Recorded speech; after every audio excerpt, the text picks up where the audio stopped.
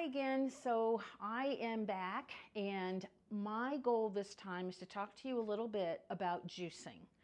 So first of all, when I went to Mexico, they were big on green juices. I didn't get carrot juice or any of the other types of juices like beets. What they focused on was wheatgrass juice, and sometimes I'd have celery juice. But something we noticed when I was there was they did this process of nutritional assessment testing, which they don't do here in the United States, but I thought it was brilliant. What they did was they gave me a sugary drink, and then they monitored my blood sugar prior to taking that drink in, and then they checked my blood sugar with finger stick checks every 30 minutes.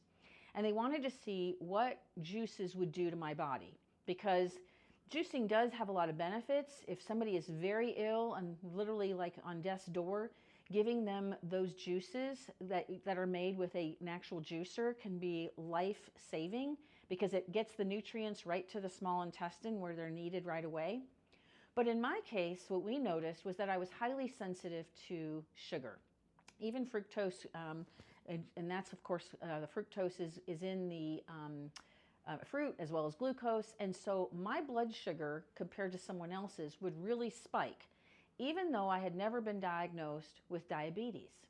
So this is important because whenever you have spikes, that's complicit with chronic inflammation, it's complicit with cancer and diabetes. And so I wanted to make sure I wasn't doing anything that I thought was trying to help my body, but inadvertently and unknowingly causing more harm.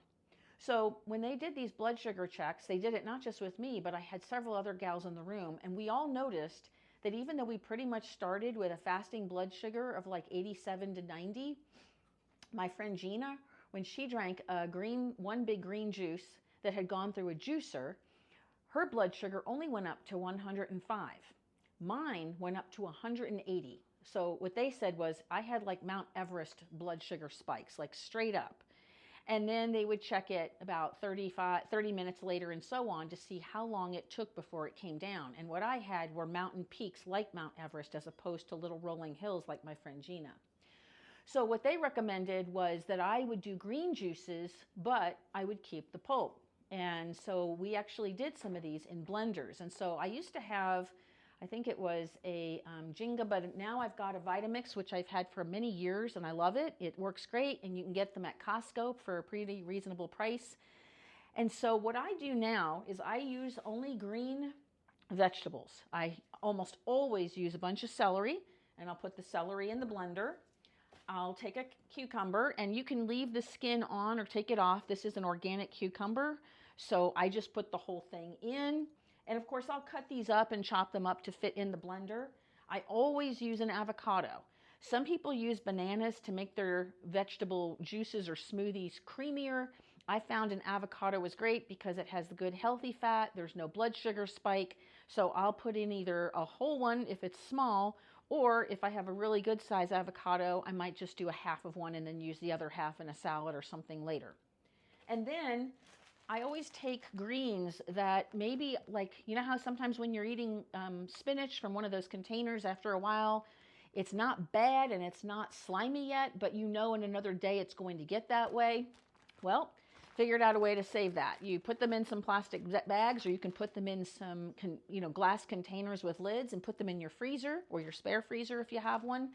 And I've done the same with parsley, cilantro, and Italian parsley. So there's Chinese parsley, Italian parsley. I've done it with some cabbage, and I just chop it up. And then I put it in the bag, and then I can take a knife, chuck it apart, and then put some of that in the blender as well. And then what I've also done too is I fill this up with water. I usually use water from our Berkey or reverse osmosis water.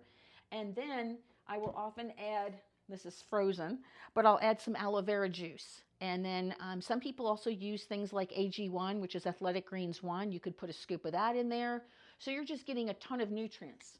The reason, and then of course you blend it, and what I do is I make it so that I have about 4 or 5 of these jars. These are pint-sized jars. I also sometimes will fill a bigger jar, and that way I can drink this, at a meal, either, breakfast or sometime in the morning or in the afternoon. But one of the reasons I like these types of, I really call them juices, but they're blends. I like it because you keep the fiber. When you use a juicer, you're separating the juice from the pulp. The pulp gets discarded or people can use it for other things, but you're just getting straight juice. For someone like me, that was not beneficial at all. It caused too many blood sugar spikes. Didn't matter if it was green juice, carrot juice, whatever, beet juice. My blood sugar still went too high. So, and that's one thing. Chris Wark does do a lot of juicing. He does a lot of carrot juice, and that's good for colon cancer. But for someone like me, it was not a good option. So this was a great compromise. Now I have all these different constituents in my juice, but I have all the fiber. And here's the most important part. What I've learned in my process of being a nutritionist and with mental health is that when you don't have all the necessary nutrients, it's going to affect how you think and feel. So you can feel more depression, fear, anxiety, etc. when you don't have these nutrients. One of the great things about blending celery, cucumbers, green apples because they're tart and they don't have as much fructose as some of the red apples, avocado, and then, like I said, the different parsleys, cabbage, those sorts of vegetables. And I might do a little bit of kale or a little bit of spinach as well. You're not going to get the same blood sugar spike. Plus, you have all the fiber still in the drink. So that's going to help prevent you from having a rapid rise in blood sugar spikes.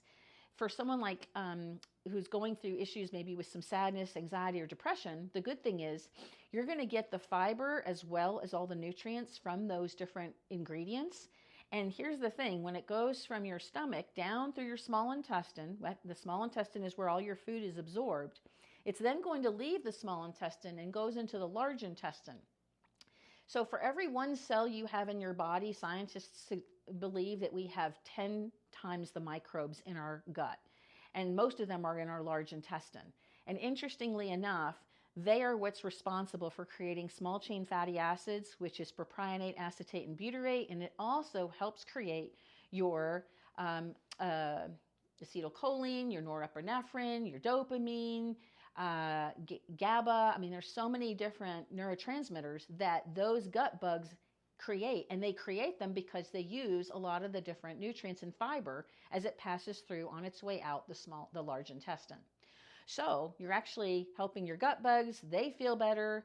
They give you the optimal amount of neurotransmitters that you need. And this is where you have the gut-brain connection. The gut and right here, of course, it hits the brain. And so you're going to have much better thought processes, cognitive function. You're going to feel physically a lot better.